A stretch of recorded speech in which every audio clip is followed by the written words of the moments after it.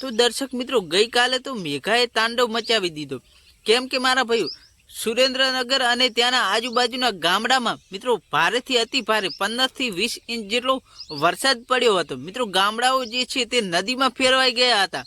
મિત્રો લોકો, ગાયો, ભેંસો અને જે તેમના સાધનો હતા, ગાડીઓ વગેરે પણ મિત્રો આખું તણાઈ ગયું હતું. લોકો મિત્રો ઘર ઉપર ચડી ગયા હતા, કોઈક લોકો ઢાબા ઉપર ચડી ગયા હતા. મિત્રો તેમના આખા પતરા પણ ઉડી ગયા હતા, કેમ કે ભારે પવન પણ હતો મિત્રો.